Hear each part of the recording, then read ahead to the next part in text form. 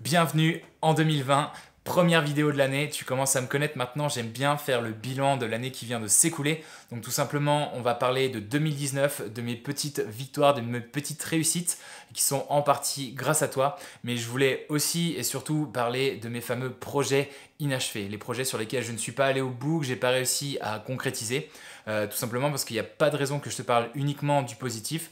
Je vais essayer de mettre des mots là-dessus, je vais essayer d'expliquer pourquoi ça n'a pas fonctionné et je me dis que finalement ça peut être utile pour toi pour essayer de concrétiser tes projets en 2020. Évidemment, à la fin de la vidéo, on parlera de YouTube version Oja 2020, de l'avenir de la chaîne. J'ai plein d'idées, j'ai plein de projets, donc j'espère que ça va te chauffer.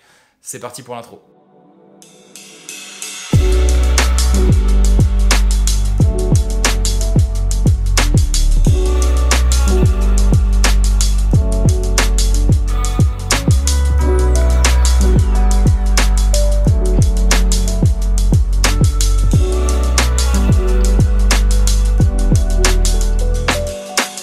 Alors qui dit nouvelle année dit forcément page blanche, dit forcément nouvelles résolutions, nouvelles idées, nouveaux projets. Évidemment cette vidéo elle est là pour parler de ça, pour parler de ce qui s'est passé en 2019, pour essayer de voir ce qui s'est bien passé, ce qui s'est moins bien passé et pour continuer à s'améliorer finalement d'année en année et pour essayer de progresser et pour essayer de concrétiser un maximum de choses en 2020. Donc évidemment je vais te parler de ce que j'ai retenu en positif de cette année 2019. Dans un second temps je te parlerai, comme je te l'ai dit, des projets inachevés, des petits échecs finalement qui ont eu lieu durant cette année. Et enfin, en dernière partie de vidéo, je te parlerai de l'avenir de la chaîne, de Oja version 2020 tout simplement. Alors attention, maintenant on a des effets spéciaux, boum, on est en vert, on est dans le positif, on est dans tout ce qui s'est passé de chouette durant cette année 2019. De chouette, ouais, pourquoi pas. Ok, on commence forcément avec la chose la plus importante pour moi cette année. C'était tout simplement de quitter mon job pour me lancer à 100% dans la création, dans l'entrepreneuriat. Alors c'était quelque chose de pas facile, c'était une période qui était assez intense. Finalement j'ai mis 6 mois pour le faire et pour quitter mon job.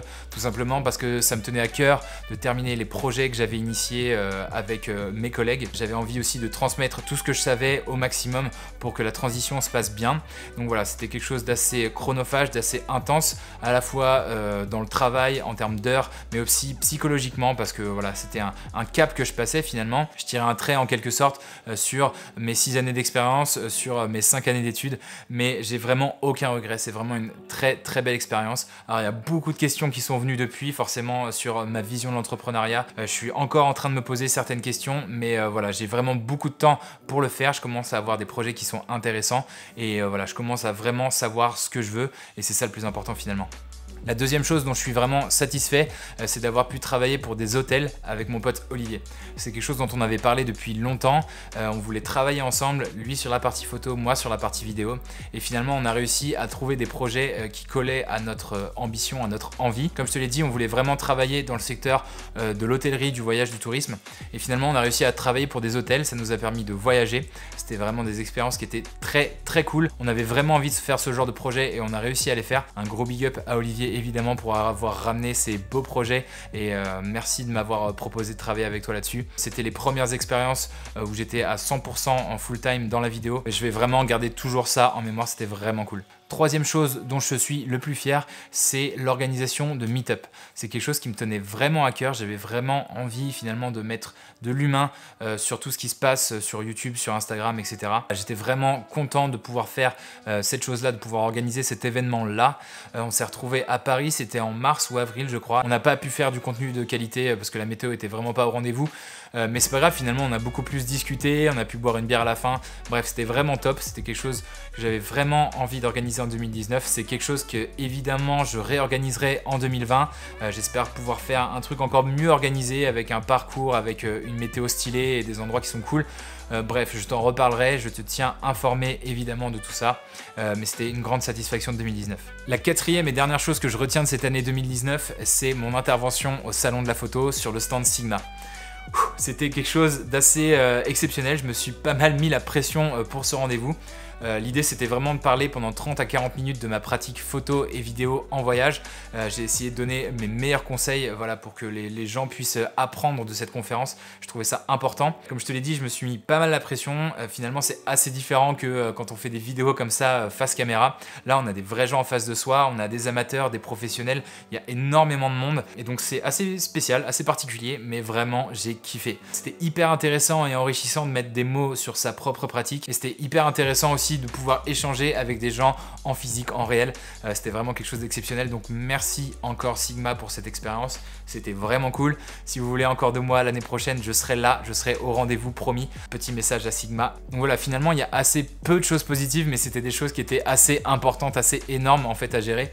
Donc voilà, c'est quand même un bilan d'année 2019 positif évidemment parce que j'ai sauté le pas et je me suis lancé à 100% dans la création et finalement c'est ça le plus important pour moi aujourd'hui. Wow, je l'ai oublié, on a passé la barre des 10 000 abonnés sur cette chaîne en 2019. Ça aussi c'est une grande satisfaction, c'est une grande confirmation que le contenu que je vous propose vous plaît et ça me fait énormément de bien. Évidemment je voulais vous remercier pour tout ça, pour tout ce soutien, pour tous ces commentaires, ces likes que vous m'envoyez chaque jour et chaque semaine. Ça m'a permis de décrocher certains projet de cette année 2019 et pour ça je vous en remercierai jamais assez. J'ai aussi pu faire mes premières vidéos sponsorisées, j'ai été contacté par des marques, bref c'est le début vraiment de l'aventure sur YouTube et c'est vraiment un énorme kiff, donc merci pour ça. Maintenant, on va parler des choses qui ne se sont pas bien passées parce que finalement c'est important d'en discuter, c'est important de se pardonner, ça permet d'avancer et d'éviter les erreurs de l'année passée. Donc là on va passer en mode dark side. Ok. Pas mal les effets spéciaux, non? Lâche un pouce bleu pour les effets spéciaux. Donc on va parler des choses qui ne se sont pas bien passées. Je ressors ma liste magique. Le premier point évidemment c'est ma régularité sur YouTube. Je te rappelle dans cette vidéo que j'ai sortie début 2019 que je voulais poster environ 40 vidéos durant l'année 2019. Malheureusement j'en ai posté que 21, mais voilà tout simplement parce que j'avais d'autres grosses choses à gérer, notamment le fait de quitter mon job pour me lancer à 100% dans la création. Ça m'a pris pas mal de temps, ça m'a aussi pas mal pris la tête, donc c'est vrai que c'était assez compliqué de mener les deux de front. Et puis aussi il fallait que je commence à trouver mes premiers contrats pour pouvoir tout simplement subsister et vivre. Finalement j'en ai fait que 21 en 2019, je repars sur une ambition d'en poster 40 voire plus durant l'année 2020 parce que j'ai vraiment envie de mettre le paquet en 2020 sur YouTube parce que je pense que c'est là où je m'exprime le plus, où je prends le plus de plaisir finalement. Donc voilà, j'espère que la suite de la chaîne YouTube te plaira. C'est un échec en 2019, 21 vidéos quoi. Toujours dans cette vidéo, j'avais l'ambition de faire un long format. Donc c'était de réaliser une vidéo relativement longue d'une quinzaine, vingtaine de minutes sur une expérience, un voyage, quelque chose comme ça. Malheureusement, j'ai pas vraiment eu l'occasion de faire un énorme voyage que je pouvais filmer en continu avec des potes ou des trucs comme ça. On n'a pas trop réussi à s'organiser. Donc finalement, j'ai pas pu faire ce long format. C'est une petite déception pour moi. C'est pas non plus le truc le plus grave. Je me dis que j'aurai tout 2020 pour faire ce genre de projet. Donc tant pis pour ce long format, mais j'espère vraiment que je pourrais m'en occuper en 2020. À plusieurs reprises aussi, je t'ai parlé de faire des interviews. C'est quelque chose que j'ai jamais réussi à mettre en place. Je pense que j'ai un concept qui est plutôt intéressant. Je pense que j'ai des bonnes idées. Je pense que je peux avoir des questions pertinentes qui peuvent t'intéresser. Mais malheureusement, avec les contacts que j'avais, j'ai jamais réussi à caler une date, à trouver un moment et un lieu pour se retrouver et pour passer une heure et demie ensemble à discuter. Donc finalement, j'ai pas réussi à mettre ça en place. Je sais pas si je vais y arriver en 2020 non plus. Peut-être que c'est quelque chose que je vais mettre de côté et que je garderai en tête et que si l'opportunité se présente, finalement j'essaierai d'en profiter. Pour l'instant c'est assez difficile à organiser et à la limite je préfère me concentrer sur des plus gros projets personnels avec mes potes etc. plutôt que d'essayer de chercher des interviews. Donc dis-moi en commentaire si ça t'intéresse ces interviews, si le concept d'interview. Je ne sais pas à quel point ça peut t'intéresser, je sais que c'est assez dur à organiser donc on verra si j'en fais en fonction de ce que tu me dis en commentaire finalement. Je voulais aussi te parler de Session Capitale. Alors c'est mon nouveau concept, mes nouvelles vidéos que je veux faire dans Paris où je te fais visiter un quartier de Paris et où je t'apprends une technique photo ou vidéo. J'ai sorti le premier épisode, j'en ai pas sorti d'autres donc je sais pas si on peut encore parler de série tout simplement. Mais voilà, j'avais vraiment l'intention en 2019 de sortir un deuxième et même un troisième épisode finalement. Les conditions météo étaient pas ouf, j'ai eu la flemme un petit peu aussi par moment. Donc j'ai l'intention en 2020 de relancer la machine, je pense que c'est un concept qui est intéressant. Je pense que ça t'a plu et voilà, je pense que j'ai des bonnes idées qui peuvent être cool. Donc j'espère relancer ça fortement en 2020, mais désolé pour 2019, je l'ai teasé plusieurs fois le retour de Session Capital et je ne l'ai jamais fait. Ça va revenir, promis, en 2020. Finalement, le gros point noir que je retiens de cette année 2019, c'est que sur les 6 derniers mois, où j'étais à 100% dans l'entrepreneuriat, dans la création, j'ai pas été aussi productif que ce que je pensais. Ça s'explique pour pas mal de raisons, je pense. J'ai pas mal réfléchi à ce sujet et donc je vais essayer de t'exposer certaines choses. Selon moi, la première chose, c'est que se lancer à 100% en tant que freelance, en tant qu'entrepreneur, alors que j'étais salarié auparavant, ça me fait me poser énormément de questions. Ça me change au niveau du rythme, des horaires, des projets, de la motivation, etc. Il y a beaucoup de choses, il y a beaucoup de paramètres à prendre en compte et il faut essayer de trouver un peu sa voie, essayer de trouver ce qui me plaît vraiment dans l'entrepreneuriat. Est-ce que c'est d'être freelance? Est-ce que c'est de lancer mes propres projets? Est-ce que c'est de travailler sur YouTube? C'est une réflexion qui a mis pas mal de temps à germer dans ma tête, à comprendre qu'il fallait absolument que je me pose cette question et que je me fixe sur un objectif. Ça m'a pris énormément de temps. Je pense que finalement, ça m'a pris 6 mois et je pense que durant les fêtes de fin d'année, là, très récemment, j'ai finalement compris ce qui m'intéressait vraiment. Et je pense que c'est cette réflexion permanente sur ce que je voulais et ce que j'aimais vraiment qui m'a bloqué un petit peu dans ma créativité. Ça m'a bloqué en termes de créativité, en termes de création et de régularité sur YouTube. Ça m'a bloqué en termes de motivation aussi.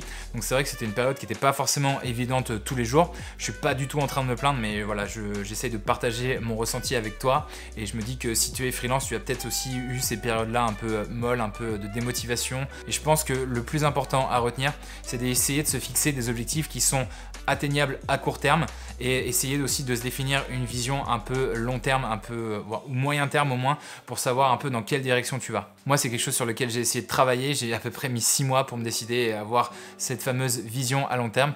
Mais maintenant, j'y vois beaucoup plus clair et je pense que ça va aller beaucoup mieux. En tout cas, je l'espère vraiment. Donc voilà, finalement, ce manque de productivité, ça m'a un peu fait chier.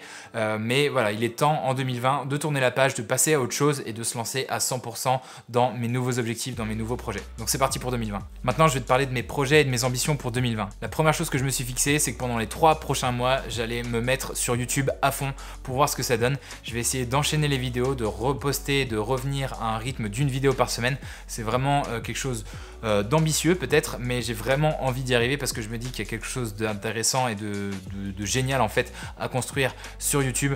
Donc voilà, mon premier objectif, c'est de repartir à fond sur YouTube, me tester en fait pendant 3 mois pour voir si j'arrive à poster des vidéos chaque semaine et puis voir en fait et essayer de continuer tout le reste de l'année. Donc je te promets qu'il va y avoir plein de nouvelles choses. L'idée, c'est vraiment de faire des plus gros projets en fait sur YouTube qui prennent un peu plus de temps et éventuellement de filmer les backstage. Comme ça peut faire un projet de vidéo finalement, la vidéo du projet plus la vidéo du backstage making of.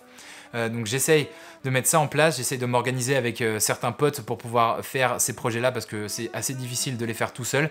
Mais l'idée, voilà, c'est de faire des trucs un peu plus challengeants, un peu plus ambitieux pour voir ce que ça donne et puis essayer d'alterner aussi de temps en temps avec des vidéos un peu plus basiques entre guillemets, des tutos, des conseils, des choses comme ça parce que je sais que ça aussi ça t'intéresse. Et voilà, je vais essayer de combiner un petit peu tout ça pour avoir un rythme assez soutenu sur YouTube. Comme je te l'ai dit, je ne perds pas non plus l'idée du long format, ça me tient vraiment à cœur de faire un gros projet vidéo avec une vidéo de 15 à 20 minutes sur un voyage, sur une expérience particulière parce que c'est challengeant, parce que ça demande pas mal d'organisation et de motivation. Évidemment, je vais embarquer pas mal de personnes avec moi dans ce projet là parce que c'est assez dur d'y arriver tout seul encore une fois. Donc voilà, je perds pas cette idée de faire un bon gros projet, de se faire un road trip avec mes potes et d'essayer de tout filmer, d'essayer de t'apprendre des trucs et de t'inspirer au maximum. Un de mes objectifs pour 2020, c'est apprendre à mieux déconnecter. C'est quelque chose que j'ai testé pendant les 3 dernières semaines de 2019 et c'était vraiment quelque chose d'intéressant. Je trouve que ça a développé ma créativité, ça m'a permis de développer de nouvelles idées et en fait ça me permet de faire la différence entre l'aspect pro, là où je vais produire du contenu professionnel, des vidéos, des photos, etc. et l'aspect kiff, loisir, où en fait je me rends compte que j'en ai pas forcément besoin mais que c'est très facile de sortir son téléphone et d'aller se balader sur Instagram. Donc c'est un petit effort au début, mais je pense que ça fait pas mal de bien, ça permet de relâcher un petit peu la pression, ça permet d'arrêter de se comparer avec d'autres créateurs, etc. Et ça c'est quelque chose d'important aussi. Donc voilà, apprendre à mieux me déconnecter, être très concentré sur des périodes de la journée qui sont mes périodes de travail et ensuite relâcher un petit peu les réseaux, etc. pour me concentrer sur autre chose, finalement sur mes potes, sur ma famille, etc. Et pour finir, comme je te l'ai dit, j'ai décidé d'intensifier ma présence sur YouTube par rapport à 2019 et ça va impliquer quelque chose, c'est que je pense que je vais plus te parler de mes passions parce que j'ai autre chose comme passion que la vidéo. J'aimerais te parler de musique, de mode, de sport, bref, te parler de ce qui me passionne, de ce qui me plaît, de ce qui me plaît pas, d'être encore plus moi quoi. Voilà, on est arrivé à la fin de cette vidéo, j'espère que ça t'a plu, j'espère que ça t'a appris quelques petites choses qui te permettront d'avancer. On repart sur des bonnes bases en 2020, pense au petit pouce bleu, au bouton s'abonner et à la petite cloche, comme ça tu seras prévenu quand je posterai de nouvelles vidéos. Si tout se passe bien la semaine prochaine, et je te dis à bientôt. Allez, ciao!